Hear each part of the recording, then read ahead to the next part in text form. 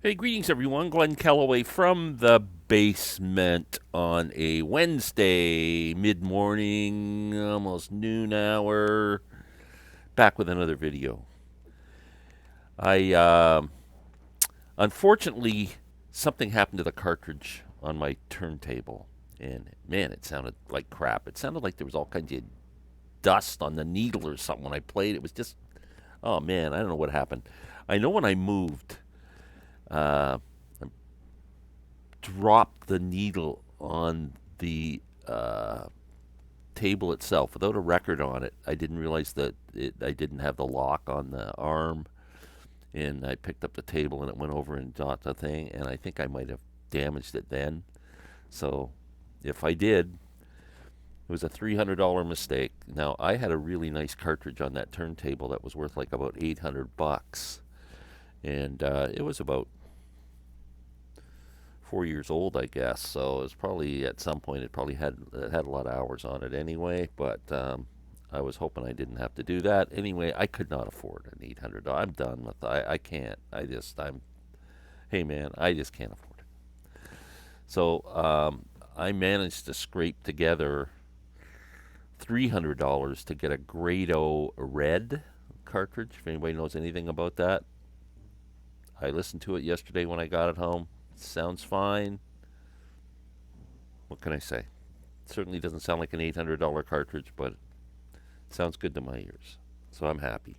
Anyway, while I was in Kingston, Ontario, I had to pick up a couple things. I took some CDs to trade in at a place called Chumley's. So I got a couple of bucks.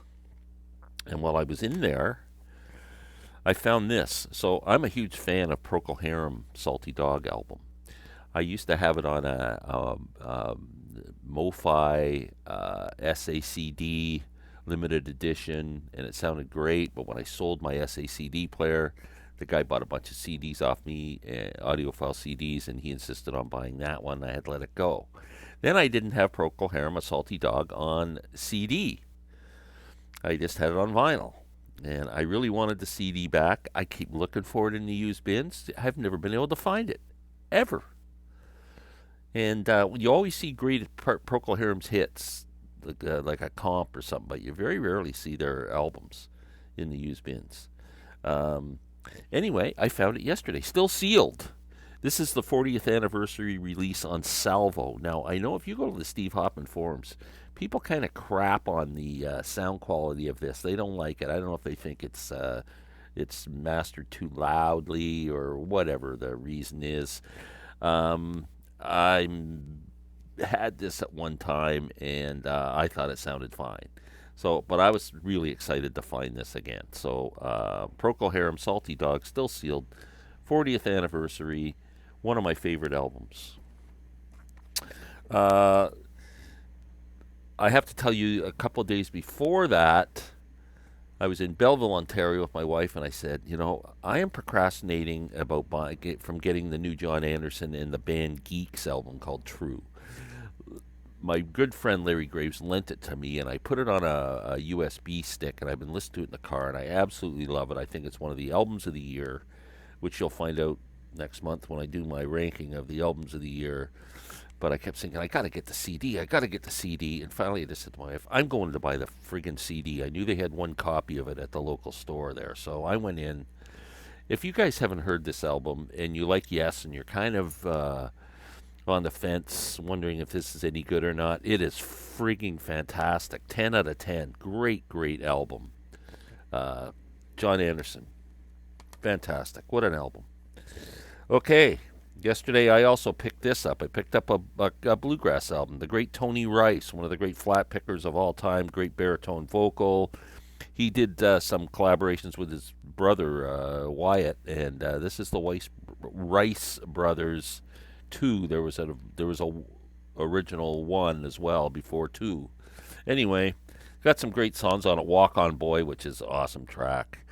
Darcy Farrow, Bill Cheatham, a lot of stuff that you would see. I haven't heard the last song yet. It's called Southern Accents, and I'm just wondering if that would be the Tom Petty song. That'd be weird. Anyway, you can't go wrong with Tony Rice ever. That was $7. The Big Score. The Big Score. I went to Ash Forest Hi-Fi, who set up the turntable for me, put the new cartridge on. He had somebody come in and bring a whole 13,000 CDs, and he's been helping the guys sell them. He had CDs everywhere.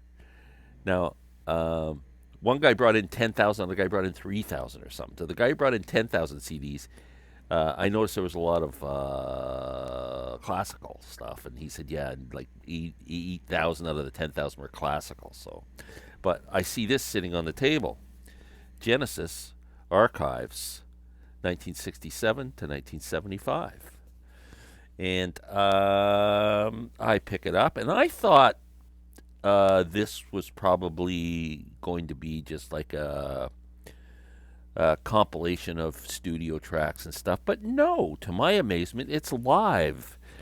The first two discs are a live performance at the Shrine Auditorium in L.A., complete performance of The Lamb That Lies Down on Broadway.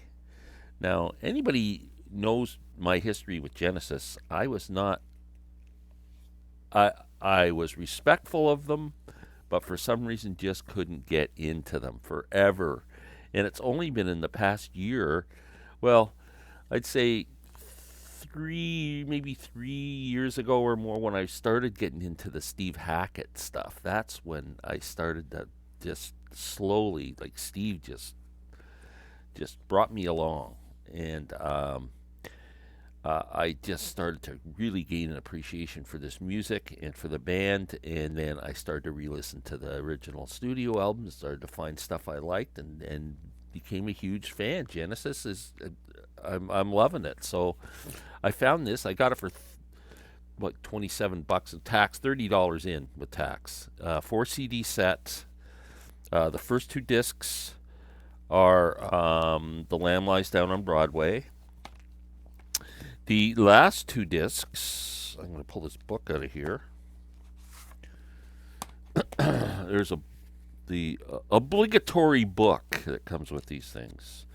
The last two discs, disc 3 is the gem. It's live at the Rainbow Theater, dancing with the moonlit night. Now that might be my favorite Genesis song. Firth of Fifth, More Fool Me, Supper's Ready, I Know What I Like.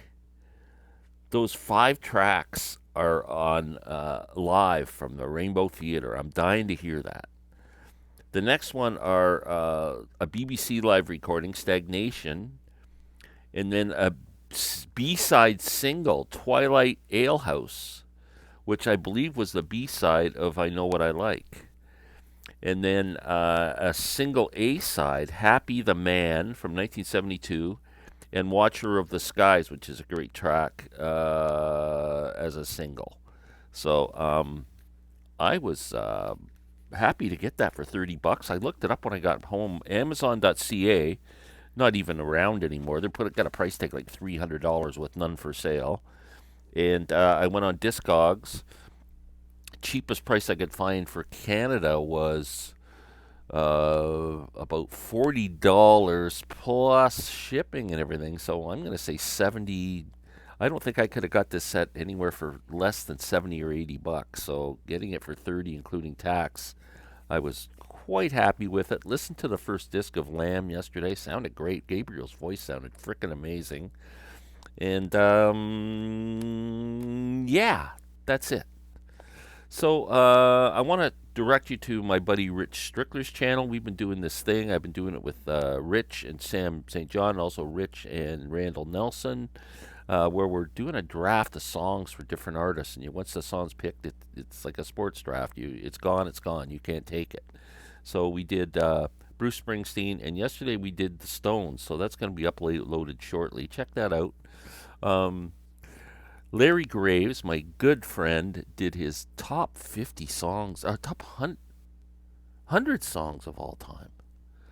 I'm thinking about doing a top 50, but it's a lot of work, man. I've got the songs, but I like to show the record with them. Like, it show something, because I just want to go say, oh, this is number 50, this is number 50.